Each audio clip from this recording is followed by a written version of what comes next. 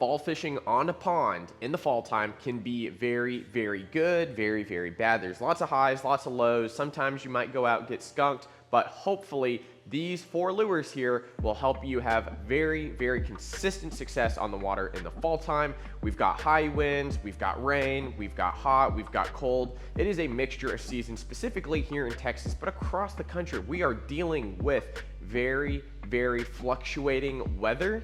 These are my top 4 picks for just total success overall across the board. And we're gonna go ahead and dive into those. We're gonna tell you how to work them, why they work, as well as kind of seasonally talk about why bass fishing can be so good or so poor in the fall time. You know, kicking it off, I really like to start off most of these lists with a topwater and going down into some of your slower bottom baits. But for the purpose of this video here, let's focus on why the fish seem to be eating some days and not some other days, right? So what happens in the fall time is as the water turns over, and what that means is the cold water with minimal oxygen at the bottom rises to the top and mixes with that warm water that heated up during the summertime. When that happens, the whole lake, the whole water body, the whole pond seems to be in sort of a remission. It seems to really shock those fish in a way, but there's ways to combat that because fish have to eat, metabolism's still going, and they have to get ready for winter time, which, you know, there are a lot of reasons why fish generally have to eat more in the wintertime because they are getting ready for spawn in the next couple months, moving into, depending on where you are in the country, March, April, May, June, even like Florida. I mean, it might be July or February, or January or February. So, you know, kicking it off, one of my favorite ways to catch fish. I don't do it a lot, but topwater is pretty fun. And if you've been on the channel for a while, you know I don't throw a lot of topwater. But when I do, typically going to be a buzzbait or a spook style lure. This is a topwater walking bait. This one specifically, I have had a lot of success on. This is the Strike King Sexy Dog. This isn't the junior size. This is the regular Sexy Dog. And I know they make a bigger Sexy Dog, but this one here, I really, really enjoy the little bit bigger profile. It has rattles in it. It has a big singular rattle, and it has a bunch of smaller BBs in there as well. So it creates a lot of noise. But specifically the way I'm fishing this Sexy Dog, a lot of the time, again, during turnover, is that water mixes. Those fish can be everywhere, but a lot of the time, most of the bass are going to be in the upper water column. This is why a lot of fish tend to move shallower during the fall time and the springtime when turnover occurs at each of those times, right? So with those fish being positioned a little bit higher in the water column, you might have an idea of some of the other lures we're going to talk about, but even throughout the entire day, not just the morning, not just the evening, but the whole day, you can throw topwater and have a lot of success. Now, typically, depending on the sun, the wind, the clouds, this might not work. If you have really, really high wind that blows your line off to the side, it might not be the best. You might go to like a whopper plopper, but given normal conditions, you know, even in possibly like a 15-mile-per-hour wind, this topwater walking bait, the Sexy Dog, and not just this one, there's a lot of other ones, but this is gonna be my main size profile. It is 5/8 of an ounce. You don't need a super heavy rod for it. Just a standard like 7-foot medium heavy will do. Braided line, and you can throw a leader on it if you want to. You don't have to, but the beauty of this spook topwater walking bait is you can work it in place really, really well without moving it out of the strike zone. Unlike poppers, buzzbaits, whopper ploppers, as you work those, they tend to move farther and farther away from the target or the strike zone that you want to be in. Nice thing about the topwater walking bait is that you can really keep it in place. You can dead walk that bait. So if I'm casting out, I can really keep that bait out here, and it's going to walk, walk, walk, walk very, very slowly, keeping in the strike zone. Now, depending on where your fish are set up, depending on what bank vegetation or bank structure that you have, the more obvious structures typically will hold the most fish. However, a lot of the times, if you've got a very uniform body of water in your pond, if the whole pond is kind of just bowl-shaped, a lot of the time those fish will be out in the middle schooling or just sitting out there chilling because, again, that oxygen, lack of oxygen is mixing constantly. and you can fire this out to the middle and reach those fish that not a lot of people will actually target. It's very weird in a lot of ponds, especially if you have algae on the bottom or grass. These fish can be out in the middle and you would have no idea until you casted something like this out there at them and kept it in the strike zone. A lot of the times, you know, if you want to try targeting those fish, which again, they're not always there. A lot of the time they're gonna be on the obvious stuff, around grass, around the trees, lay down, stuff like that. But throwing that topwater bait out there with it being so loud, it can draw them in and they get curious and they just gotta go up and blast it. One of my favorite colors is going to be the pearl bone one. Again, the natural shad color is absolutely amazing. And those are my two favorite ones because they are so bright. And if you are fishing a little bit dirtier water in a pond, then they can still see it. If you're throwing this in a clear body of water, they can still see it very well. Universally, a great option.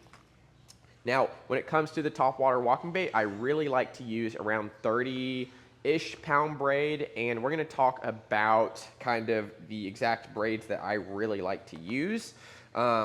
So the top three that I have for the braided line for the topwater walking bait, or the top two, are going to be the Defiant smooth casting braid, and this is an 8-strand braid, and then also the X8 from X Braid. These are very, very similar braids, extremely smooth. They still have really abrasive qualities to them, to where if you do get fish in grass, it cuts straight through it. It's not a super, super finesse braid, but they are going to get the job done, especially in more heavy cover situations. So if you are a person that likes to carry minimal amount of rods to the pond, you can slap on some 30 to maybe even 40-pound braid and have huge success on a bait caster, whether you're throwing the spook, whether you're throwing something like a Texas rig. These can be very, very beneficial to you. Now, moving on from the topwater, we're gonna go slightly subsurface here, and let's talk about not just this guy specifically, but this is the 1.0 square bill size. So this is a square bill, and if you aren't familiar with the square bill, you probably should get familiar with it. Now, most people typically start with a 1.5 size square bill and work their way up or work their way down.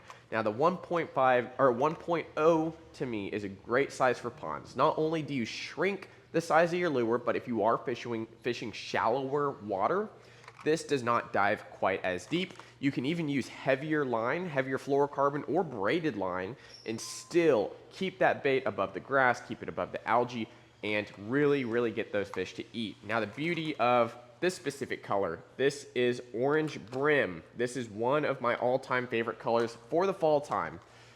Like I said, not just bass move up in the water column, but bluegill or shad, anything in there, typically tend to move a little bit shallower, run a little bit shallower. That's why the topwater works so well. Throwing this bait out in those same areas, as well as around that very easy to find cover, the bent grass, the rock piles, the concrete, stuff like that, this can be deadly. 12-pound line, you're gonna get this around like 3.5 to 4 foot. If you go up to like 14-pound line, this will sit comfortably at that 2.5 to 2 foot range, and it is absolutely killer. You can reel this super, super slow around that specific cover. You can throw it out towards the middle, and it's still gonna call up a lot of fish because that square bill action really, really makes it move around. And the great thing about this, as opposed to something like a chatterbait, is that when you pause it, it'll just kind of sit there and rise up a little bit. You know, with the chatterbait, a lot of the times it gets buried down in the scum, the muck, the algae, the grass, anything like that. So that's why a lot of the time during the fall, I like to move towards a hard bait to where I can really pause that lure, keep it in place. Not quite to jerkbait time yet, but that is gonna be one of my top picks for the winter time because it really sits there and suspends. These are great at getting reaction bites. Don't worry, guys, big fish munch a 1.0 square bill.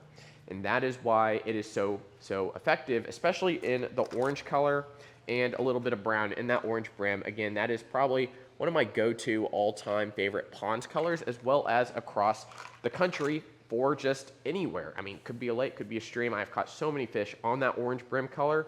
You can use 6-inch, you can use Lucky Craft. There's so many different smaller square bills out there that you can use, and they are so effective. Now, I do have a couple rods here, and we're going to talk about that. So like I said, on that spook, that topwater walking bait, you know, if you're someone that doesn't want to carry a lot of rods, a lot of the time if I'm bank beating, I'll have 2 rods. It's going to be a bait caster and it's going to be a spinning rod. Now, with the bait caster, I will throw the spook on this one. With this being a 7-foot medium heavy, this is going to be just kind of an all-around Texas rig, shaky head, just universal rod for most things.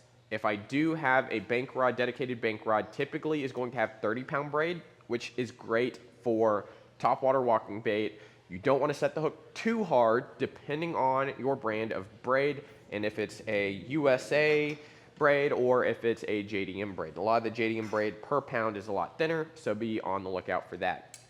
Something with the spinning rod though, this is going to be your standard kind of like 6'10", 7-foot medium rod. So this one specifically is the Halo Rods KS2 Elite.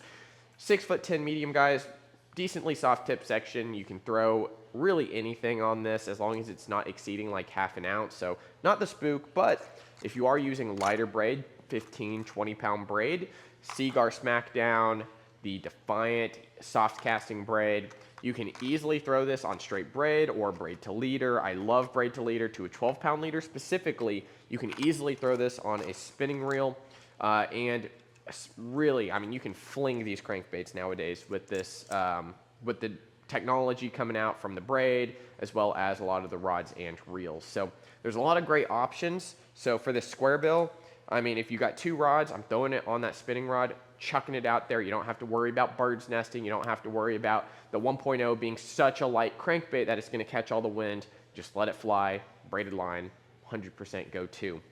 Moving on to the last moving bait here. We've got one other after this. This is the spinnerbait. This isn't just any spinnerbait.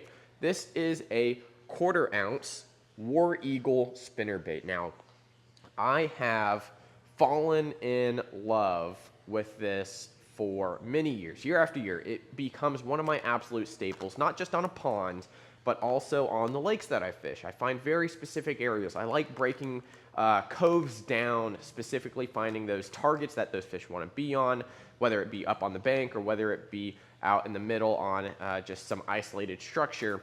This 1/4 ounce War Eagle spinnerbait is a double willow blade, and this is very important in the fall time. Double willow imitates more bait fish, and with this being a 1/4 ounce, it's very light. Again, staying higher in the water column. That double willow really shows a school of bait fish, imitates, adds a lot of flash, and you can throw this on that bait caster with the braid and have no issue pulling fish out of whatever body of water you're in. Typically, if I am fishing this 1/4 ounce spinnerbait on braid, I really like to keep my rod as horizontal as I can, maybe even rod tip up, just bringing those blades right under the surface of the water, really targeting and keeping it, trying to keep it in the strike zone, just like the spook. If you hit that spook a couple times, leave it in an area, the spinnerbait has to keep moving, but you can slow it down by raising your rod tip and slowing your retrieve, or lowering your rod tip and speeding up that retrieve to keep it in that basically 1 foot zone under the surface. And that is what you really want to key in on if you have that shallow cover around your pond. If you've got grass, you really want to keep that spinnerbait right on top of it, maybe even just a little bit higher, because a lot of those fish like to hang out in the grass because it adds more dissolved oxygen into the water. So the spinnerbait, again, going on my just universal 7-foot medium heavy bait caster, braided line, braid to leader, do what you will, but that 1/4 ounce for keeping it in the strike zone is very, very crucial. Now the last one that I have here, this is just a gold standard all times of the year, not just in ponds, not just in lakes, everywhere across the country. A lot more people are starting to throw these guys right here, the Robo Worm. If you haven't thrown the Robo Worm, you better start doing it. 6-inch straight tail morning dawn, as simple as it gets. It is becoming more and more pressured across the country, and it seems like, again, more people are starting to throw this. But this is one of the more effective lures in the fall time, because with the drop shot, you keep your bait in a certain area. You can adjust how far that bait is off the bottom, depending on how you tie your hook on there, and depending on where you put your weight. Now, these guys right here are the Voss weights. They also make big old bulk packs that are great at just crimping onto your line or tying onto your line. And depending on how much wind you have, depending on the cover on the bottom, you can cut these. That's the reason I don't throw a lot of tungsten drop shot weights, is because I can cut my lead ones down. This is 5/16 of an ounce. I can cut it in half and make it like 5/32 ounce, whatever that conversion is. You can cut it down and you can really adjust and play with the weight that you need. Typically, I start at quarter, then I might go down a little bit to maybe like 3/16 if it's not as windy. And sometimes I might go down to like 1/8 of an ounce if it's not windy at all, just dead slick calm. The key to this, again, keep it in an area. If you got a high profile, really good looking target, throw your drop shot in there on the spinning rod. You can pitch it in there, be as stealthy as you can. Again, that 15, 20 pound braid, 12 pound leader, gonna be my absolute favorite. If you're looking for an amazing deal, the Shimano Mastiff is currently on sale. And again, make sure to check out the Black Friday savings on 24th to the 30th. And if you're looking to ball on a budget, this is a pretty decent leader line. The Seaguar Basics. This is the 10 pound. I think they also have 12 pound, which is pretty good. It adds a little bit more memory on a full spool, so using it for leader is actually a really, really good idea. And it's a great price point, so 200 yards, 10 pounds, $10, guys. Save even more during Black Friday. So these are great leader lines. I absolutely love the Mastiff, or even like cranking, or even just Texas rigging. Very, very strong, very thin as well, and that's one of the strengths to that Mastiff. But that kind of wraps it up, guys. When it comes to different combos and stuff, if you want to see some of my favorite just like go-to combos for pond fishing, let me know down in the comments. I greatly appreciate each and every one of you for being here. We're almost at 10K on YouTube here, which is absolutely amazing. So thank you all, whether you joined years ago or are recently joined on here. And I can't wait to do more videos like this. So guys, thank you so much for watching. Again, leave a like on the video if you enjoyed it, and let me know down in the comments if you have any video ideas. Running out. I'm just kidding. I've got a lot more planned for y'all. We'll see you in the next video. See you guys.